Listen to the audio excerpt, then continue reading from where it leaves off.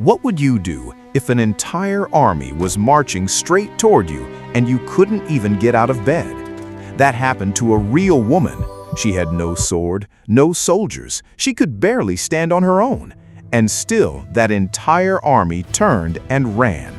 Her name was Clare, and what she held in her hands wasn't a weapon. It was a piece of bread. Stay with me. This happened twice, and both times for the exact same reason. Clare was born into a noble family in Assisi. Her mother, Ortolana, taught her from childhood to pray and to love the poor. Clare could have had an easy life, wealth, a good marriage, comfort forever. But one day she heard a man named Francis preach, and everything changed. One night, in secret, she left her home forever and consecrated herself to Christ in total poverty. Soon after, other women began joining her, forming a new religious family we know today as the Poor Clares. She settled in a small monastery called San Damiano. She lived there for more than 40 years, almost always sick, almost always in bed, but never far from the small chapel where the Eucharist was kept close by.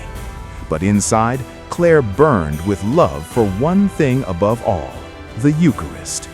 Even though she could barely move, she sewed altar cloths with her own hands for the poorest churches in the region, so that even the humblest little village could receive Jesus with dignity. Every stitch was, in truth, a prayer.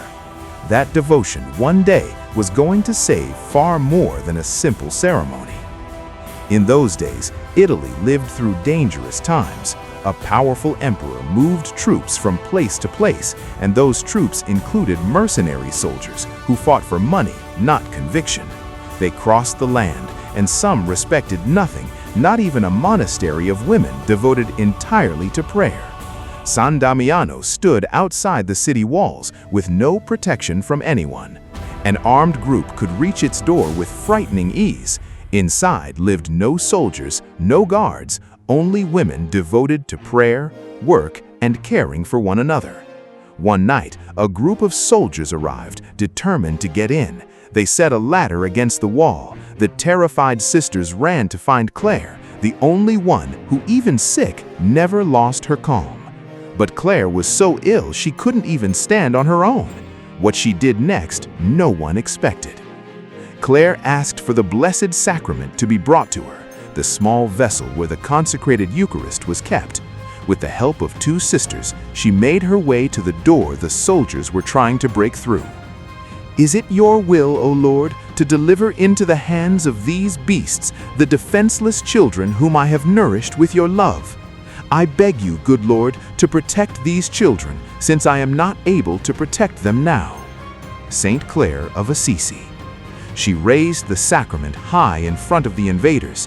She didn't shout, she didn't threaten, she only prayed with every last bit of trust she had left in her. And the soldiers, the very ones who feared nothing, stumbled backward in terror and fled into the dark as if blinded by an enormous light. But that was only the first time. Clare didn't use the Eucharist like magic. She performed no trick, spoke no secret formula. She knew something many people forget. In that small piece of bread isn't just a pretty symbol. Jesus himself is truly present. The same Jesus who calmed storms, healed the sick, and conquered death.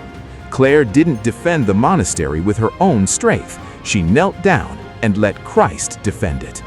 That's why the Church says Clare's whole life was Eucharistic, not just one miraculous moment, but 40 whole years of trusting in that same presence every day, in sickness, in silence, in hiddenness.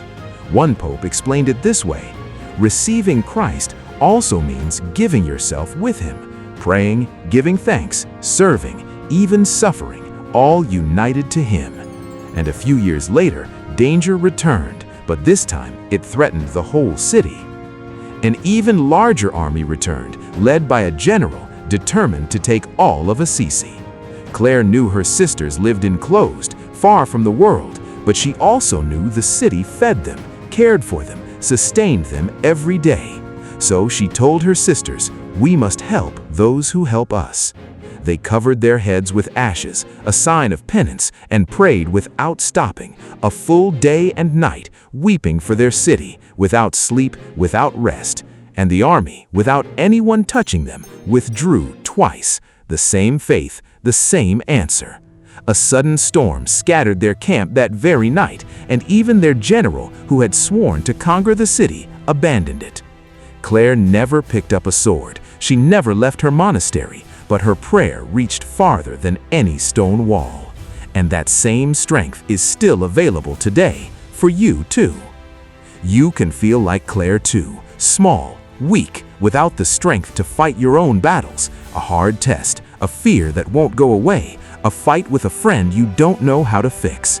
But you don't need an army of your own. You need what she had. Trust in Jesus, truly present in every Mass, waiting for you in every tabernacle nearest to your home. It hasn't changed. It's still Jesus himself, real, present, waiting for you to draw near with the same trust she had. Do you remember that woman who couldn't get out of bed? The story ends right where it started. Stay for the last 30 seconds. Do you remember that woman who couldn't even stand? That was Clare, and what she held in her hands wasn't a weapon. It was Jesus himself. Twice she saved the one she loved. She never picked up a sword, never shouted an order, never stopped trusting.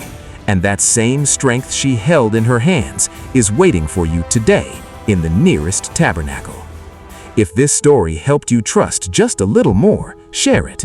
And for more stories that make faith come alive, find us at Superhero of Faith Stories.